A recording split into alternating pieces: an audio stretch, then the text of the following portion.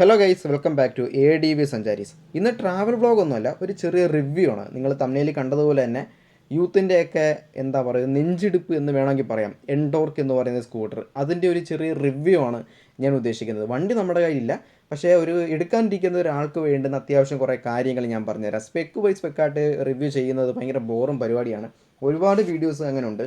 പക്ഷേ ഈ വണ്ടി എടുക്കുന്നത് കൊണ്ട് നമുക്കുണ്ടാവുന്ന എന്ത് ഗുണമാണോ ദോഷമാണോ, വണ്ടി എങ്ങനെയുണ്ട് എന്നുള്ള രീതിയിൽ കുറച്ച് കാര്യങ്ങൾ പറഞ്ഞു തരാം എന്നുള്ളൊരു രീതിയിലാണ് ഈ ഒരു വീഡിയോ കൊണ്ട് ഞാൻ ഉദ്ദേശിക്കുന്നത്. 125cc ഇന്ത്യയിലെ ഏറ്റവും പവർഫുള്ളായിട്ടുള്ള ഒരു സ്കൂട്ടറാണ് നമ്മുടെ എൻഡോർക്ക് 125 എന്ന് പറയുന്നത്. റേസ് SP എന്ന് പറയുന്ന ആ ഒരു മോഡൽ. അതായത് 7000 RPM 10.2 bhp പവർ ഉൽപ്പാദിപ്പിക്കുന്ന ഒരു മുതലാണ് ഈ എൻഡോർക്ക് 125 എന്ന് പറയുന്നത്. അതിൻ്റെ ടോർക്കാണെങ്കിൽ 10.6. അതായത് എൻഡോർക്ക് 125 അല്ല, എൻഡോർക്ക് 125 റേസ് SP എന്ന് പറയുന്ന ആ ഒരു വേരിയൻറ്റ്. റേസ് SP പറ്റിയാണ് പറയുന്നത്, പുതിയ മോഡൽ. അതിൻ്റെ കാര്യമാണ് പറയുന്നത്. ഇന്ത്യയിലെ ഏറ്റവും കൂടുതൽ പവറുള്ള ഒരു സ്കൂട്ടർ 125 സെഗ്മെൻറ്റിലെ ഒരു സ്കൂട്ടറാണ് എന്ന് നമുക്ക് പറയാം. പെർഫോമൻസ് വെച്ച് വേറൊരു ലെവലാണ് കേട്ടോ.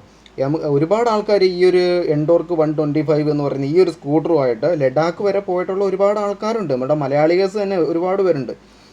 യൂട്യൂബിലൊക്കെ നോക്കിക്കഴിഞ്ഞാൽ ഒരുപാട് വീഡിയോസ് നമുക്ക് കാണാൻ പറ്റും. കാരണം അത്രയ്ക്ക് മോസ്റ്റ് പവർഫുൾ ആയിട്ടുള്ള ഒരു 125cc സ്കൂട്ടറാണ് റേസ് SP എന്ന് പറയുന്ന ഒരു മോഡൽ. എൻഡോർക്കിൻ്റെ റേസ് SP എന്ന് പറയുന്ന ആ ഒരു വേരിയൻറ്റ്. അതിന് മുന്നേ ഉള്ള വേരിയൻറ്റിന് 9.38 bhp ആയിരുന്നു അതിൻ്റെ പവർ. റേസ് SP വന്നപ്പം അതിന് 10.5 bhp ആണ് പവർ. അതിൽ 10.2 bhp പവർ നമുക്ക് 7000 RPM തന്നെ നമുക്ക് കിട്ടുന്നുണ്ട്. അന്യായ പവർ എന്ന് പറഞ്ഞാലും പരം അന്യായ പവർ. അതിൻ്റെ ടോർക്ക് വരുന്നത് 10.6 ആണ്. അതിൻ്റെ ടോർക്ക് 10.6 NM ആണ് അതിൻ്റെ ടോർക്ക് വരുന്നത്. അതിന് ഏകദേശം മൈലേജ് എന്ന് പറയുന്നത് നമുക്കൊരു ഏറ്റവും കുറഞ്ഞത് ഒരു 34 തൊട്ട് 45 വരെ നമുക്ക് മൈലേജ് കിട്ടുന്നുണ്ട്. അത് നമ്മൾ ഓടിക്കുന്നതിനനുസരിച്ചിരിക്കും, റോഡിൻ്റെ കണ്ടീഷൻ പോലെയൊക്കെ ഇരിക്കും. പിന്നെ നെഗറ്റീവ് പറയാനാണെന്ന് വെച്ച് കഴിഞ്ഞാൽ സ്പെക്ക് ബേസ് അല്ലെങ്കിൽ ഒരു ഡിസൈൻ ബേസ് ഒരു നെഗറ്റീവ് പറയാൻ എന്താണെന്ന് വെച്ച് കഴിഞ്ഞാൽ അതിൻ്റെ ഗ്രൗണ്ട് ക്ലിയറൻസ് 155 mm മാത്രമേ ഉള്ളൂ. ഒട്ടുമിക്ക സ്കൂട്ടറിനൊന്നും അങ്ങനെ വലിയ ഗ്രൗണ്ട് ക്ലിയറൻസ് അങ്ങനെ വരാറില്ലല്ലോ. 155 നല്ലൊരു ഗ്രൗണ്ട് ക്ലിയറൻസ് അല്ല. കാരണം എന്താണെന്ന് വെച്ച് കഴിഞ്ഞാൽ എൻ്റെ വണ്ടി ഡൊമിനാറാണ്. ഡൊമിനാറിന് 157 മാത്രമേ ഉള്ളൂ അതിൻ്റെ ഒരു ഗ്രൗണ്ട് ക്ലിയറൻസ് എന്ന് പറയുന്നത്. എന്നാൽ പോലും ഒരു വലിയ ഹമ്പ് വന്നു കഴിഞ്ഞാൽ അടി ഉരയുന്ന ഒരു പ്രവണതയുണ്ട്. അപ്പോൾ പിന്നെ അതിനേക്കാൾ 2 mm കുറവ് ഒട്ടും നല്ലൊരു ചോയ്സ് അല്ല. അല്ലെങ്കിൽ പിന്നെ ഹമ്പ് നമ്മളിങ്ങനെ ചരിച്ചിങ്ങനെ എടുക്കണമല്ലോ, കോണോട് കോണ് ഹമ്പ് കയറ്റി ഇറക്കമല്ലേ, ആ രീതിയിൽ അഡ്ജസ്റ്റ് ചെയ്തൊക്കെ എടുക്കേണ്ടി വരും. ഓക്കെ, അത് വിട്. അല്ലാതെ വേറെ അതിൻ്റെ ഒരു ഡിസൈൻ ബേസോ പെർഫോമൻസ് ബേസോ നെഗറ്റീവ് പറയാനായിട്ട് ഒന്നുമില്ല. ഡിസൈൻ എന്ന് വെച്ചാൽ അന്യായ ഡിസൈനാണ്. ഇപ്പോൾ ഗ്രാഫിക്സ് വർക്കിൽ തന്നെ ആണെങ്കിൽ പല വേരിയൻസ് വരുന്നുണ്ട്. അതിൽ ഗ്രാഫിക്സ് ഉള്ള വേരിയൻ്റ് ഉണ്ട്, അത് സ്റ്റിക്കർ വർക്ക് കൂടുതലുള്ളതുകൊണ്ട് സ്റ്റിക്കർ വർക്ക് കുറവുള്ളതുകൊണ്ട് കുറേ പേർക്ക് സ്റ്റിക്കർ കൂടുതലുള്ള ഇഷ്ടപ്പെടത്തില്ല, ചിലർക്ക് സ്റ്റിക്കർ കൂടുതലുള്ള ഇഷ്ടപ്പെടും. അപ്പോൾ അങ്ങനെ നമ്മുടെ ഇഷ്ടത്തിന് വേണ്ടിയിട്ട് സെലക്ട് ചെയ്യാൻ വേണ്ടിയിട്ട് പല കളറിൽ പല വേരിയൻസിൽ ഇങ്ങനെ ഇറക്കുന്നുണ്ട്. പിന്നെ മൈലേജ് ഞാൻ പറഞ്ഞില്ല, ഇപ്പോൾ 34 നമുക്കൊരു മിനിമം കിട്ടും. 34 തൊട്ട് 45 49 വരെ കിട്ടുന്നുണ്ട്. പക്ഷേ ആവറേജ് നോക്കിക്കഴിഞ്ഞാൽ 34 to 45 ഒരു 40 നമുക്ക് സുഖമായിട്ട് കിട്ടും, നമുക്കൊരു നല്ലൊരു റൈഡിങ് ആണെങ്കിൽ. നമുക്ക് ഫ്രണ്ടിൽ 230 mm ഡിസ്കും ബാക്കിൽ 130 mm ഡ്രം ബ്രേക്കുമാണ് വരുന്നത്. പിന്നെ ഈ വണ്ടി ഓടിക്കുന്നതിന് ഹൈറ്റ് ഒരു പ്രശ്നമല്ല. അപ്പോൾ ഹൈറ്റ് കുറവുള്ളവർക്ക് സീറ്റിൻ്റെ ഫ്രണ്ടിലോട്ട് ഇറങ്ങിയിരുന്ന് കഴിഞ്ഞാൽ നല്ല രീതിയിൽ തന്നെ കാലെത്തുന്നുണ്ട്. പിന്നെ ഹൈറ്റ് കൂടുതലുള്ളവർക്ക് അല്ലെങ്കിൽ ബാക്കിലോട്ട് ഇരുന്നാലും ഫ്രണ്ടിൽ ആ ഒരു കാല് വെക്കുന്നിടത്ത് സ്പേസ് കൂടുതലുണ്ടായതുകൊണ്ട് തന്നെ മുട്ടിടിക്കുന്ന യാതൊരു വിധത്തിലുള്ള പ്രശ്നങ്ങളും ഉണ്ടാവത്തില്ല. പിന്നെ അതിൻ്റെ ബൂട്ട് സ്പേസ് എന്ന് പറയുന്നത് 30 ലിറ്ററിൻ്റെ ബൂട്ട് സ്പേസ് ആണ് വരുന്നത്. ഹെൽമെറ്റൊക്കെ വെക്കാൻ പറ്റുമെന്ന് തോന്നും, പക്ഷേ നമുക്കൊരു ഫുൾ ഫേസ്, അതായത് ആക്സോറിൻ്റെ ഒക്കെ ഹെൽമെറ്റ് ആക്കില്ല, അതൊന്നും അങ്ങനെ വെക്കാൻ പറ്റത്തില്ല. സീറ്റ് കംഫർട്ടായിട്ട് അടയത്തില്ല. അത്യാവശ്യം സ്പേസ് ഉണ്ടെങ്കിലും നമുക്ക് ഹെൽമെറ്റ് കാര്യങ്ങളൊക്കെ അങ്ങനെ, അതായത് ഫുൾ ഫേസ് ഹെൽമെറ്റ് ഒന്നും വെക്കാനുള്ള സ്പേസ് ഒന്നും ഇല്ല. ഒരുപാട് ആൾക്കാർ ജാപ്പനീസ് കമ്പനിയായ സുസുക്കി, യമഹ, ഹോണ്ട തുടങ്ങിയ കമ്പനികളുടെ സ്കൂട്ടറുമായിട്ട് നമ്മുടെ ഇന്ത്യൻ കമ്പനിയായ TVSൻ്റെ എൻഡോർക്ക് കമ്പയർ ചെയ്തിട്ട് എൻഡോർക്കിൻ്റെ നെഗറ്റീവ് പറയുന്നുണ്ട്. ക്വാളിറ്റി ഇല്ല, എഞ്ചിൻ ക്വാളിറ്റി ഇല്ല, പണികൾ വരുന്നുണ്ട്, അങ്ങനെയാണ് ഇങ്ങനെയാണെന്നൊക്കെ. കാര്യം ശരിയാണ്, ജാപ്പനീസ് കമ്പനി കുറേ അഡ്വാൻസ്ഡ് ആയിട്ടുള്ള കമ്പനിയാണ്. അവരുടെ ബിൽഡ് ക്വാളിറ്റി, എഞ്ചിൻ്റെ ക്വാളിറ്റിയൊക്കെ വേറെ ലെവലാണ്. അത്രയൊന്നും ക്വാളിറ്റി നമ്മുടെ ഇന്ത്യൻ കമ്പനിക്ക് കിട്ടുന്നില്ല. അത് നിങ്ങൾ മനസ്സിലാക്കുക. നിങ്ങൾക്ക് അത്രയും ക്വാളിറ്റി വേണമെങ്കിൽ നിങ്ങൾ ഉറപ്പായിട്ട് ജാപ്പനീസ് കമ്പനിയുടെ വണ്ടി തന്നെ പോയി എടുക്കേണ്ടി വരും. ഇപ്പം കാരണം എന്താ വെച്ചാൽ നമ്മളിപ്പം എക്സാമ്പിൾ നമ്മുടെ ഹോണ്ടയുടെ ഡിയോ എടുത്തു കഴിഞ്ഞാൽ, ഡിയോ നമ്മൾ നോർമലായിട്ട് സർവീസ് ചെയ്യുന്ന പോലെ അല്ലെങ്കിൽ മെയിൻറ്റെയിൻ ചെയ്യുന്ന പോലെ കൊണ്ട് നടന്നാൽ മതി. നമുക്ക് കൂടുതലായിട്ട് കെയർ ചെയ്യേണ്ട ഒരു ആവശ്യം നമുക്ക് വരുന്നില്ല. വേറെ ഒരു 125cc ഒരു സ്പോർട്ടി സ്കൂട്ടറാണ് ഡിയോ എന്ന് പറയുന്നത്. ഇതിനേക്കാളും പവർ കുറവാണ്. ലുക്കിൽ വലിയൊരു എന്താണ് കുറവൊന്നുമല്ല. ഒപ്പത്തിനൊപ്പം ലുക്ക് വെച്ച് പിടിച്ച് നിൽക്കുന്ന ഒരു വണ്ടിയാണ് ഡിയോ. ഒരുപാട് ഫാൻസ് ഉള്ള വണ്ടി തന്നെയാണ്. എൻഡോർക്ക് കെയർ ചെയ്യുന്ന അല്ലെങ്കിൽ മെയിൻറ്റെയിൻ ചെയ്യുന്ന അത്രയും പാടൊന്നും ഇല്ല ഡിയോ മെയിൻറ്റെയിൻ ചെയ്യാനായിട്ട്. അത് കുറേ നാൾ വണ്ടി ഓടി. ഹോണ്ടയുടെയൊക്കെ എഞ്ചിൻ എന്നൊക്കെ പറഞ്ഞാൽ നമ്മൾ എത്താലും ഹോണ്ടയുടെ എഞ്ചിൻ ചാവത്തില്ല. ആ രീതിയിലുള്ള ക്വാളിറ്റിയാണ് അവർ പ്രൊവൈഡ് ചെയ്യുന്നത്. പക്ഷേ നമ്മുടെ ഇന്ത്യൻ കമ്പനിയായ ടി വി എസ്, ബജാജ് ഇവരൊന്നും അങ്ങനെയല്ല. നമ്മൾ എടുക്കുന്ന വണ്ടി, ഇപ്പോൾ ഞാൻ ഓടിക്കുന്ന ഡൊമിനാറാണ്, ബജാജിൻ്റെയാണ്. അത് നമ്മൾ സാധാരണ അലക്ഷ്യമായിട്ട് കൊണ്ടു കിടന്നു കഴിഞ്ഞാൽ വണ്ടി കട്ടപ്പുറത്ത് കയറ്റേണ്ടി വരും. അതേപോലെ തന്നെയാണ് ടി വി എസിൻ്റെ എൻഡോർക്കും. നമ്മൾ വേണ്ട സമയത്ത് കൃത്യമായ സർവീസ് കൊടുക്കുക. എന്തെങ്കിലും ചെറിയ ചെറിയ കംപ്ലയിൻറ്റ്സ് ഉണ്ടെങ്കിൽ അപ്പത്തപ്പം തന്നെ തീർത്ത് വിടുക. വണ്ടി എപ്പോഴും നല്ല രീതിയിൽ തന്നെ കെയർ ചെയ്യുക. കുറച്ച് കൂടുതൽ സമയം അല്ലെങ്കിൽ കുറച്ച് കൂടുതൽ കാശ് എന്നുവെച്ചാൽ ഒരുപാട് പൈസയും ഇറക്കണമെന്നല്ല, വേണ്ട സമയത്ത് വണ്ടിക്ക് വേണ്ടുന്നതല്ല, അല്ലെങ്കിൽ പിന്നത്തേക്ക് പണികളൊന്നും മാറ്റി വെക്കരുത്. ആ രീതിയിൽ വണ്ടിയെ കെയർ ചെയ്ത് കൊണ്ട് നടന്നു കഴിഞ്ഞാൽ ടി വി എസിൻ്റെ എൻഡോർക്കെന്നല്ല ഒരു വണ്ടിയും മോശം വണ്ടി ആവത്തില്ല. ഒരുപാട് ആൾക്കാർക്ക് വണ്ടി എടുത്തിട്ട്, എൻഡോർക്ക് വണ്ടി എടുത്തിട്ട് ഒരുപാട് പണികളൊക്കെ വന്നിട്ടുണ്ട്. ഒരുപാട് പണി, കേബിളുകൾ മാറുന്ന ആയിക്കോട്ടെ, എന്തെങ്കിലും അറ്റകുറ്റപ്പണികൾ ഒരുപാട് വരുന്നുണ്ട്. കാരണം എപ്പോഴെപ്പോഴും പണി എന്നൊക്കെ നമുക്ക് പറയാം. അത് വണ്ടി കെയർ ചെയ്യാതെ കൊണ്ട് നടക്കുന്നത് കൊണ്ടാണ്. വണ്ടിയെ അറിയാതെ വണ്ടിയെ ഓടിക്കുന്നത് കൊണ്ട്, വണ്ടിയോട് പെരുമാറുന്നത് കൊണ്ടുള്ള ഒരു പ്രശ്നമാണത്. വണ്ടി അറിഞ്ഞ് വണ്ടിക്ക് വേണ്ടുന്ന കാര്യങ്ങൾ, അത് സർവീസ്, ഓയിൽ ചേഞ്ചിങ്, അതുപോലുള്ള കാര്യങ്ങൾ അപ്പോൾ തന്നെ ചെയ്തു പോയി കഴിഞ്ഞാൽ വണ്ടി നമ്മുടെ കയ്യിലിരിക്കും. നമുക്ക് എത്ര ദൂരം വേണമെങ്കിലും നമുക്ക് ഓടിക്കാൻ പറ്റും. നമുക്ക് എൻഡോർക്ക് ഓടിച്ചു കഴിഞ്ഞാൽ നമുക്ക് ക്ഷീണം തോന്നത്തില്ല, നമുക്ക് മടുക്കത്തില്ല എന്നുള്ളതാണ് ഏറ്റവും വലിയൊരു പ്രത്യേകത. അതിൻ്റെ റൈഡിങ് ഫീൽ എന്ന് പറഞ്ഞാൽ ആ രീതിയിലാണ്.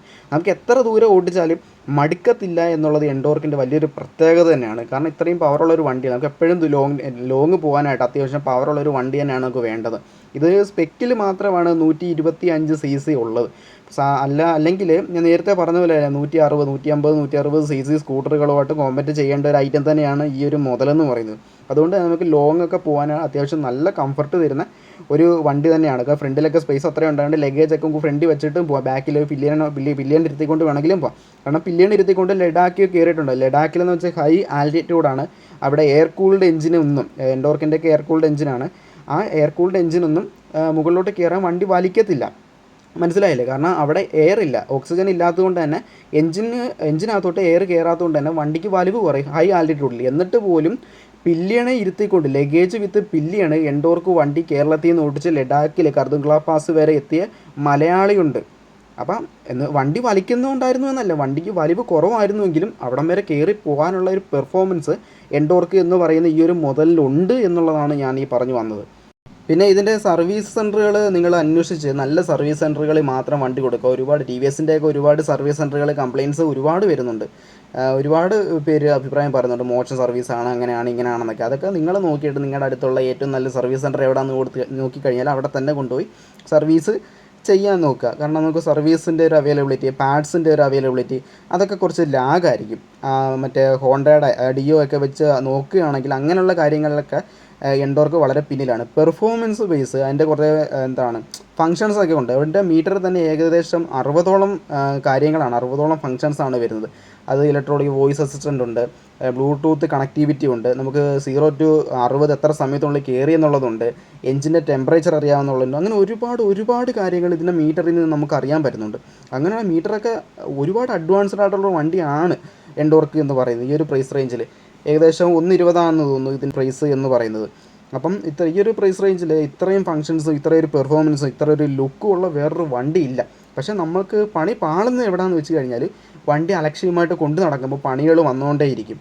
പിന്നെ ഇതിൻ്റെ സർവീസ് സെൻറ്ററിൻ്റെ ഒരു സർവീസിൻ്റെ പോരായ്മ, പിന്നെ ഇതിൻ്റെ പാർട്സ് കിട്ടാനുള്ള ഒരു അവൈലബിലിറ്റിയുടെ കുറച്ച് ലാഗായിരിക്കും. കാരണം ബുക്ക് ചെയ്ത് ചിലപ്പോൾ 2 3 അല്ലെങ്കിൽ ഒരാഴ്ചയോ ഒക്കെ നമുക്ക് ചിലപ്പോൾ വെയിറ്റ് ചെയ്യേണ്ടി വരും. അത് ചെറിയ പാർട്സ് ഒന്നും അല്ല. നമുക്ക് ചെറിയ കേബിളൊക്കെ മാറാനൊക്കെ ഉള്ളെങ്കിൽ മിക്ക ഷോറൂമിലേക്കാണ്. ചിലപ്പോൾ എന്തെങ്കിലും വണ്ടി തട്ടി മുട്ടിയൊക്കെ ചെയ്ത് നമുക്ക് എന്തെങ്കിലുമൊക്കെ മിറർ പോയോ അല്ലെങ്കിൽ ബോഡിയുടെ പാർട്സ് എവിടെയെങ്കിലുമൊക്കെ സ്ക്രാച്ചായോ അത് മാറേണ്ടി വരുമോ, അങ്ങനെ എന്തെങ്കിലുമൊക്കെ വരികയാണെങ്കിൽ നമുക്ക് ലാഗ് വരും. അല്ലാതെ അതിൻ്റെ ബ്രേക്ക് കേബിൾ പോയി, മറ്റേ കേബിൾ പോയി, ആ കേബിളൊക്കെ മാറാനാണെങ്കിൽ യാതൊരു വിധത്തിലുള്ള പ്രശ്നവും. അതൊക്കെ മിക്ക ഷോറൂമുകളിലും കാണും, എല്ലാ വണ്ടിയുടെ എല്ലായിടമൊക്കെ കാണും. അതൊക്കെ നമുക്ക് ബേസിക് ആയിട്ടുള്ള മാറേണ്ട കാര്യങ്ങളാണ്. ഞാൻ പറഞ്ഞു, വണ്ടി ഇപ്പോൾ എവിടെയെങ്കിലും തട്ടിയോ മുട്ടിയോ ഒന്ന് വീണ്, നമ്മളറിയുന്ന മഴക്കാലത്ത് വണ്ടി എവിടെയെങ്കിലും കൊണ്ട് സ്റ്റാൻഡ് ചെയ്ത് വെച്ച് സ്റ്റാൻഡ് മറിഞ്ഞ് ഒന്ന് വീണ് കഴിഞ്ഞാൽ അത്യാവശ്യം പണി. എൻ്റെ ഡൊമിനാർ എന്നെ കഴിഞ്ഞ മഴയത്ത് മറിഞ്ഞ് വീണ് എനിക്ക് 10,000 രൂപ എനിക്ക് ചിലവായി പോയത്, ഒന്നും പറയണ്ട, അത് പോട്ടെ. അപ്പം അങ്ങനെ താനേ മറിഞ്ഞ് വീണാൽ പോലും നമുക്ക് ഷോറൂമിൽ പോയി കഴിഞ്ഞാൽ പാർട്സ് കിട്ടാനുള്ള ഒരു അവൈലബിലിറ്റിയുടെ കുറവ് നമുക്ക് എൻഡോർക്ക് ടി വി എസിൻ്റെ ഭാഗത്തു നിന്നൊക്കെ ഉണ്ട്. അപ്പോൾ അതൊക്കെ ഒരു പോരായ്മയാണ്. പിന്നെ പണികൾ ഒരുപാട് വരുന്നുണ്ട് എന്ന് പറഞ്ഞാൽ ചില്ലറ പണികളൊക്കെ വരും. പിന്നെ ഒരുപാട് പേരൊക്കെ പറയുന്നുണ്ട് 50,000 കിലോമീറ്റർ പോയി കഴിഞ്ഞാൽ എഞ്ചിൻ പണി വരും എന്നൊക്കെ പറയാം. അതൊക്കെ ചുമ്മാതാണ്. വരുന്നവരുണ്ടായിരിക്കും, അത് വണ്ടി ആ രീതിയിൽ തന്നെ മെയിൻറ്റെയിൻ ചെയ്ത് കൊണ്ടുപോകാത്തവർക്കാണ് അങ്ങനെയുള്ള ഒരു അനുഭവങ്ങളൊക്കെ ഉണ്ടാകുന്നത്. അല്ലാതെ വണ്ടിക്ക് കറക്റ്റ് സമയത്ത് എല്ലാം ചെയ്ത് കഴിഞ്ഞാൽ അങ്ങനത്തെ ഒരു പ്രശ്നം വണ്ടിയുടെ ഭാഗത്തുനിന്ന് ഉണ്ടാവുന്നില്ല. കാരണം ഒരുപാട് പേര് വർഷങ്ങളായിട്ട് ഉപയോഗിക്കുന്ന ഒരുപാട് ആൾക്കാരുണ്ട്. അവർക്കൊന്നും നെഗറ്റീവ് ഇല്ല. അങ്ങനെ മോശം രീതിയിൽ മെയിൻറ്റെയിൻ ചെയ്യാതെ കൊണ്ട് നടക്കുന്നവർക്ക് ഒരുപാട് പണികൾ വരികയും ചെയ്യും. ഞാൻ ആദ്യമേ തന്നെ പറഞ്ഞു, ഹോണ്ടയുടെ, സുസുക്കിയുടെ, യമഹയുടെ ഒക്കെ വണ്ടികൾ കൊണ്ട് നടക്കുന്നത് പോലെ കെയർലെസ് ആയിട്ട് കൊണ്ട് നടക്കാൻ പറ്റുന്ന ഒരു വണ്ടിയല്ല ടി വി എസിൻ്റെ എൻഡോർക്ക് എന്ന് പറയുന്നത്. വേണ്ട രീതിയിൽ നമ്മൾ ശുശ്രൂഷിച്ച് കഴിഞ്ഞാൽ വണ്ടി ലൈഫ് ലോങ് നമ്മുടെ കൈ കൂടെ കട്ടയ്ക്ക് നിൽക്കും. അതിനെ നമ്മൾ മൈൻഡ് ചെയ്തില്ലെങ്കിൽ അത് നമ്മളോട് പിണങ്ങും. മനസ്സിലായില്ലേ? അത് ടി വി എസ്, നമ്മുടെ ഇന്ത്യൻ കമ്പനികളുടെ ഒരു ക്വാളിറ്റിയുടെ ഒരു കുഴപ്പമാണത്. അപ്പം അത് വെച്ചിട്ട് നിങ്ങൾക്ക് സമയമുണ്ട് വണ്ടി അത്രയ്ക്ക് കെയർ ചെയ്യാനുള്ളൊരു മൈൻഡും ഒരു സമയവും കാര്യങ്ങളൊക്കെ നിങ്ങൾക്ക് ഉണ്ട് എങ്കിൽ നിങ്ങൾക്ക് ധൈര്യമായിട്ട് എടുക്കാൻ പറ്റുന്ന ഒരു കിടിലം പെർഫോമൻസ് ഓറിയൻറ്റഡ് ആയിട്ടുള്ള ഒരു സ്കൂട്ടറാണ് എൻഡോർക്ക് 125 എന്ന് പറയുന്ന ഈ ഒരു മുതലെന്ന് പറയുന്നത്. അത്യാവശ്യം സ്പേസും കാര്യങ്ങളും ലോങ് ഒക്കെ പോകാനാണെങ്കിലോ വേറെ ലെവൽ സാധനമാണിത്. അതല്ല നിങ്ങൾക്കാണെങ്കിൽ ചുമ്മാ റഫ് യൂസാണ് സർവീസ്. നമ്മുടെ ഹോണ്ടയുടെ ഒക്കെ ആണെങ്കിൽ ആദ്യത്തെ 2-3 സർവീസ് ചെയ്ത് കഴിഞ്ഞാൽ പിന്നെ ഷോറൂം കാണേണ്ട ആവശ്യമില്ല. ഇഡിയോ ഒക്കെ ആണെങ്കിൽ വണ്ടി ആണെങ്കിൽ പറക്കുക, ഒരു പ്രശ്നവും വരത്തില്ല. നമുക്ക് ഏതെങ്കിലും സാധാരണ വർക്ക്ഷോപ്പിൽ കൊണ്ട് ഓയിലൊന്ന് വല്ലപ്പോഴും മാറിയാൽ മാത്രം മതി. അപ്പോൾ അതേപോലെയൊക്കെ നോക്കാനാണെങ്കിൽ ഈ വണ്ടി എടുത്തു കഴിഞ്ഞാൽ പണി കിട്ടാനുള്ള സാധ്യത ഒരുപാട് കൂടുതലാണ്. അപ്പോൾ ഇത്രയൊക്കെ ഉള്ളൂ. നമുക്കിപ്പം സ്പെക്ക് പറഞ്ഞ് ഇങ്ങനെ പറയേണ്ട കാര്യമില്ലല്ലോ. ഇപ്പോൾ ഒരു വണ്ടി എന്താണ്, ഇപ്പോൾ എടുക്കുന്നവർ ഏത് രീതിയിൽ അതിനെ മെയിൻറ്റെയിൻ ചെയ്യണം എന്നുദ്ദേശിക്കുന്ന ഒരു വീഡിയോ ആണ് ഞാൻ ഇട്ടത്. പിന്നെ ഒരുപാട് ആൾക്കാർക്ക് ഇതിൻ്റെ ടോപ്പ് സ്പീഡ് എത്രയാണെന്ന് അറിയാനൊരു ആഗ്രഹം കാണും. അതിന് ആരും കൈ കൊടുത്ത് ഇനി ടോപ്പ് സ്പീഡ് എടുത്ത് നോക്കേണ്ട ആവശ്യമൊന്നുമില്ല.